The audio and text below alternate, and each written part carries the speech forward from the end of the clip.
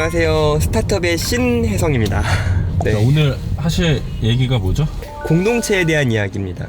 옛날에는 마을에 뭐 옆집 애가 아프면 왜 아픈지 귀찮을 정도로 사사건건 그 디테일을 알고 있는 그런 조직들이었어요. 과거의 마을이라는 거는.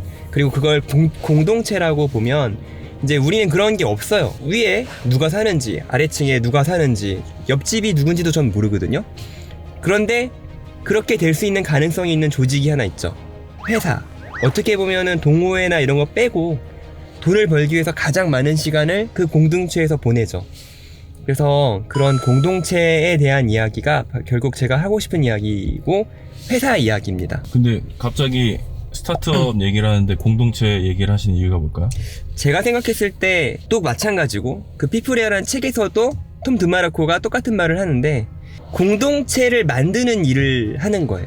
스타트업을 만든다는 거는 회사를 만드는 거고 관리자 역할을 하는 사람들, 이사진이 될 수도 있고 어차피 혼자는 못하고 여러 사람들이 모여서 만드는 일이지만 그러한 일을 하는 거예요. 공동체는 디스토피아가 될 수도 있고 유토피아가 될 수도 있어요. 근데 우리는 굉장히 중요한 기로에 서 있죠. 그리고 다행스럽게도 기술보증기금 2억 원의 대출이 승인이 돼서 오늘 지금 회식하러 가고 있습니다. 그리고 약속을 했던 앞으로 같이 일하기로 했던 멤버들을 다 안전하게 고용해서 1년 이상 버틸 수 있는 자금인 거고요.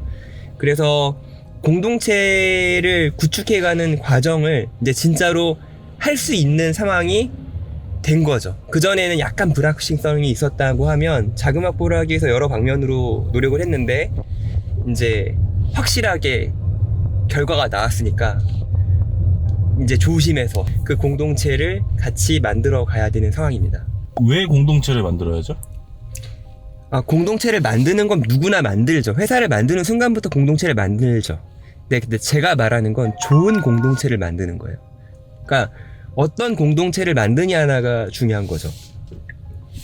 일단 공동체가 좋고 분위기가 좋고 즐거운 곳이라면 거기 있는 구성원들은 그 조직이 잘 되게끔 노력을 할 거예요. 그리고 생산성이 좋아지고 생산성이 좋아지는 거를 본 이사진이나 그 관리자들은 당연히 더 회사의 공동체를 위해서 아낌없는 투자를 할 거예요. 인적 자원에 대한 투자도 되고 교육도 되고 뭐 노트북에 사양을 올려준다든지 사소한 것부터 큰 것까지 많은 노력을 하게 됩니다. 그리고 이런 공동체는 이직률도 낮아져서 나중에 일을 할 때 인수인계상에 문제가 생기거나 이런 일이 적어지거든요. 이거는 이제 프로젝트의 안정성을 높여요. 물론 사람이 나가지 않는다는 이야기는 아니에요. 나가겠죠. 어떤 사람들은 상황에 의해서 어쩔 수 없이 나가는 사람들이 있어요. 그런데 최소한 회사에 피해를 최대한 적게 주게, 최소의 피해만 주려고 노력을 할 거예요. 그 이야기는 프로젝트가 진행되고 있다면 그 프로젝트가 마무리될 때까지는 버텨준다든지 뭐 이러한 노력을 한다는 거죠. 그런 조직은 좀 더 생산성이 좋기 때문에 성공할 확률도 높아지는 거죠. 돈을 벌 가능성이 높아진다는 거예요. 그렇기 때문에 어떻게 보면 공동체를 잘 만들어내는 사람들이 성공 확률이 더 높다. 뭐 절대적인 건 없지만 그래서 저는 그런 노력을 해야 한다고 믿고 있습니다. 그래서 아이디어 마켓은 공동체를 만들기 위해서 어떤 정책을 펴고 계시나요? 아이디어 마켓은 자율 출퇴근이라는 제도를 채택을 하고 있어요. 이게 이제 어떤 사람들은 동아리 같고 그게 무슨 조직이냐라고 말을 하는데 자꾸 제가 좋아하는 일론 머스크 언급하면서 약간 출퇴근 안 하면 그게 회사냐 이런 식으로도 말을 하는데 생산 라인이 있는 테슬라 같은 경우는 저는 나가야 된다고 생각해요. 근데 우리는 소프트웨어를 개발하기 때문에 꼭 같이 함께 있어야 되는 상황은 아닌 것 같거든요. 그래서 집에서 일을 할 수도 있고 그리고 모럴 해자드가 발생하는 이야기에 대해서도 전에 한번 말씀을 드렸는데 어느 정도의 모럴 해자드가 다 발생을 합니다. 어디서나. 그런데 복지가 좋고 회사가 좋다고 하고 또 결국 그 사람들이 좋은 공동체를 자기가 다닌다고 생각을 하면 그 공동체를 지키기 위해서 자신의 역할을 할 거라고 믿어요. 그래서 우리는 자율 출퇴근을 하고 있고요. 그리고 두 번째로 나중에 수익이 발생했을 때 급여가 전부가 아니라 3분의 1 정도의 순이익은 우리의 구성원들이 나눠서 n분의 1로 가져가서 부자가 될 수 있는 가능성이 있는 거죠.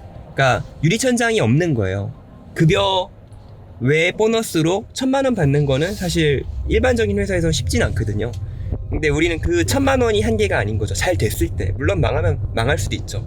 근데 공동체에서 수익을 내 가지고 우리가 어떠한 사냥에 성공을 했다, 사슴을 잡았다, 그럼 그 사슴의 고기를 나눠서 가질 수 있는, 누군가 독점하지 않는 그러한 조직이라고 말을 할 수 있죠.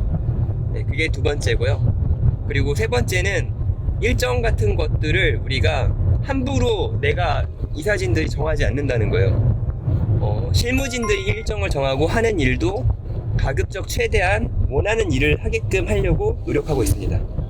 네. 이 세 가지면 사실 저는 되게 많은 거를 우리가 가지고 있다고 생각을 합니다. 네, 지금 공동체 정책을 들으셨는데 네. 어떻게 생각하시나요? 이게 어떻게 보면 지금 말씀하시기 굉장히 당연시 돼야 되는 것들인데 다른 회사나 단체들에서는 그런 게 잘 안 되고 있단 말이에요. 근데 지금 여기 아이디어 마켓에 와서는 그런 대표님께서도 공동체 의식에 대해서 강연을 해주시고 저희도 이제 그런 걸 여실히 느끼고 그래가지고 매우 만족합니다. 자, 그러면은 이 영상을 보고 있는 시청자분들에게 한마디 해주시죠. 일단 스타트업을 만드는 분들도 있을 거라고 생각해요. 이 영상이 투자자와 콘텐츠진흥원 이런 쪽에 있는 사람들도 보시겠지만 진짜 좀 봤으면 싶은 사람들은 스타트업을 만드는 사람들이에요. 그분들이 자기가 만드는 회사가 되게 좋은 회사, 그리고 누구나 다니고 싶은 그런 회사의 모습으로 이렇게 기획을 했으면 좋겠어요. 그리고 그런 회사를 만들고 마지막에 내가 죽을 때 됐을 때 그 조직이 나중에 아이들도 낳고 좋은 가정도 꾸리고 사람들이 막 웃고 다니는 모습을, 뭔가 내가 어떤 회사가 좋은 게 생기면 마을이 생기잖아요. 그런 곳에 내가 사람들을 보면서, 행복해하는 사람들을 보면서 내가 그래도 이 정도는 했지 않나 라고 하고서 떠날 수 있다면 인생에서 되게 의미 있는 거라고 생각해요. 단순하게 돈만 많이 버는 게 아니라 되게 위대한 일이라고 생각합니다. 만약 그렇게 한다면. 저는 그 정도 수준은 아직 되지도 않지만 그냥 같이 그런 꿈을 꾸는 게 어떨까 싶습니다. 제 이야기가 좀 진지하긴 했지만 좋아요와 구독, 알람 설정까지 감사합니다. 공동체라는 걸로 한번 찍긴 했는데 네, 정확히 지금 어디에 가시는 건가요? 제가 조개구이집 중에 여기보다 맛있게 먹은 적이 없어서 이 집을 가는 겁니다. 그리고 좀 민감해 하시는 분들이 있잖아요. 이제 조개구이는 안 먹어 하는데 마지노선이 11월까지거든요. 3개월 지나면 11월 이후에는 안 먹어, 이런 사람들이 있는데, 그래서 어떻게 보면 제일 맛있는 조개구이 집에 오늘 가는 거죠. 12월이 되기 전에. 네.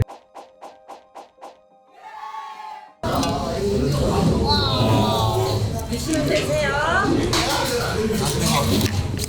이거 이제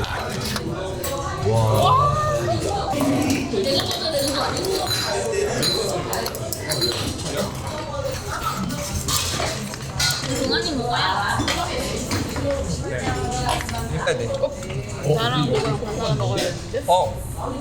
한 사람은 희생해야 되는 반 나눠 먹는 게 좋을 것 같은데.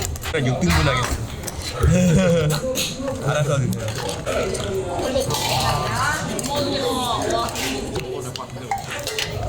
여기 언제?